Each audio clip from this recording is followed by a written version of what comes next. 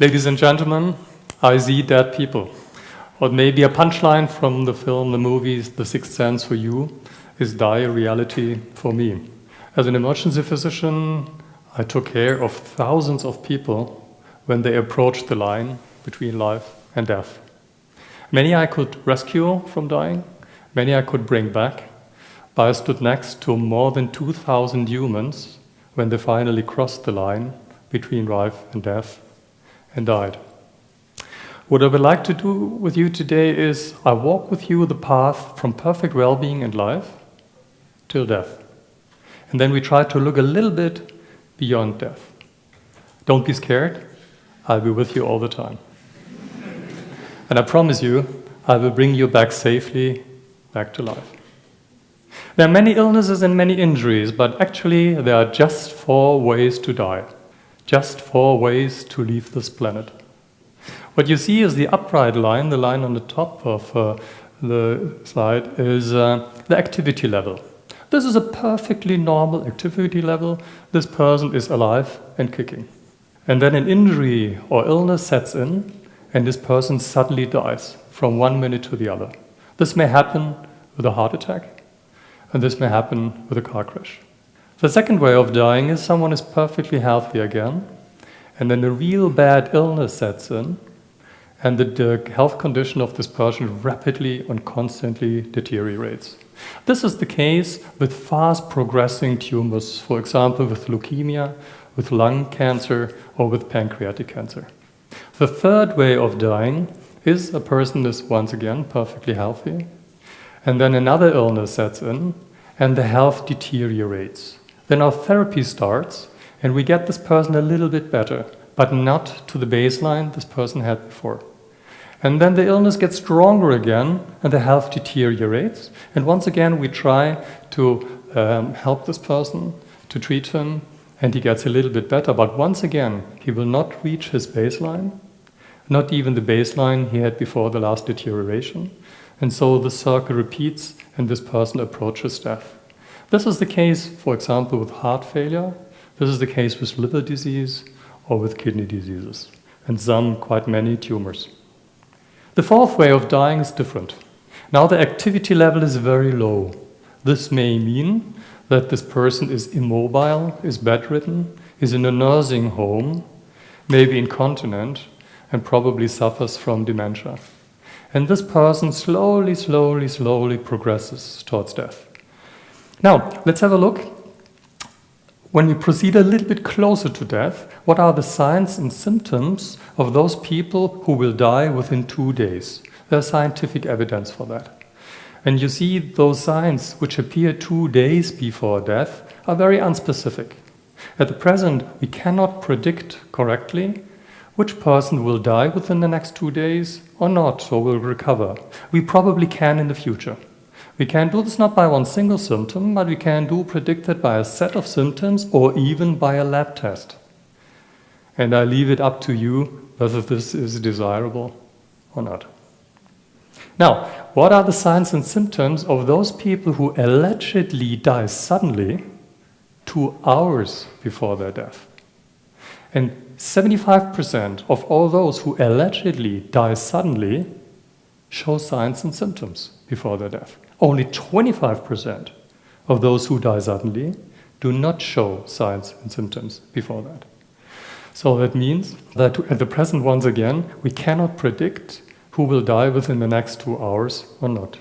Those are the ways to die. Now let's make a short survey. Let's make an opinion poll here, and I would like to see your hands. Now, who of you would like to die number 1? Way number 1. I'm not surprised. I quite often see that. Who of you would like to die way number 4? Not so many. Now, problem is, by far, most people die this way. By far. And the most rapidly progressing kind to die, way to die, is number 4. Not even 10% of us will die number 1. Not even 10% of us will die number 1. So how we would like to die and how we will die is very different. Now, we all have different genders, we have different ages, we have different personalities, and we have different lives. There's only one thing we all have in common. We will die. For every one of us, the moment will come when our heart stops beating, when our lungs stop breathing, and when our brain activity ceases. We are now dead. Now, can we look what's happening to us beyond death? Can we have a glance what happens to us, what we will experience shortly after we have died? Actually, we can. We can look beyond death. Because of all those people we bring back successfully, we resuscitate successfully, 20% in the Western countries and more than 30% in the Eastern countries report something to us which we call near-death experiences. Those near-death experiences are reported all over the world. And those reports show striking similarities and reveal a pattern. This means death sets in, and those people who have a near-death experience, the first phase is there's a sudden change. And from one instant to the other, all pain is gone. All anxiety is gone. All fear is gone. All noises are gone. And there's just peace, calmness, and tranquility. Some report joy. And quite a number report something startling. There's an insight. The insight, I am dead now. This is what we call death. And this insight is there without any anxiety. The second phase of the near-death experiences is, again, a sudden change. And those people report that they are floating above themselves. They are floating above themselves, see themselves lying down on the stretcher, see us emergency physicians and emergency nurses trying everything to bring them back. They see from above what we are doing, and they can listen what we say. The personality of the person who is gone is still the same, but they have left their body. We call this out-of-body experience. And what is annoying to us is that those people actually can describe what we did and can report what we said when they come back. We have no explanation for this. And I cannot offer any explanation to you because there's no brain activity at all. And we all feel to build a memory, there has to be at least a little bit of brain activity. But there is no brain activity. We do not have a scientific explanation for this, but we know this phenomenon is there. In the next phase, there's again a certain change.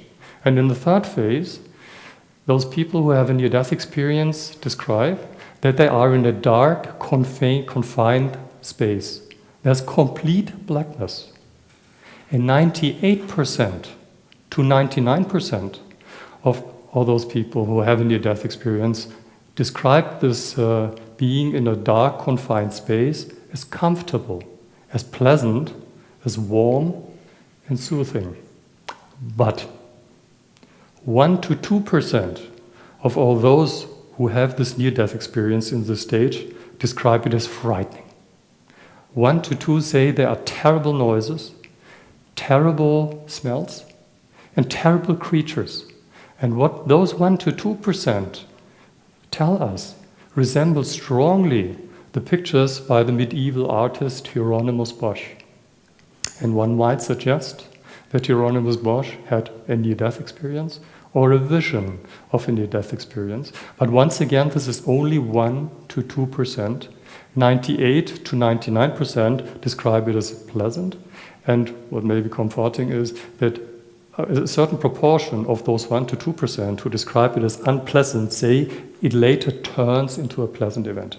Now, this unpleasant near-death experiences in this third phase of the experience are not linked to any personality or to any religion. I used to say, if we could show that, let's say, Catholic people would have no unpleasant death experiences and Protestants had, then we would have billions for our research in near-death events, but this is not the case. We don't have any predictor for this. Now comes the fourth stage. And the fourth stage means out of this complete blackness, a light begins to shine. This light is far away. This light is very warm, very bright, very attractive. And towards this light, out of the blackness, a tunnel is starting to form. And those people are strongly attracted towards this light and start to fly towards this light. And this light gets lighter and brighter and closer. And then comes the last phase of the near-death experience.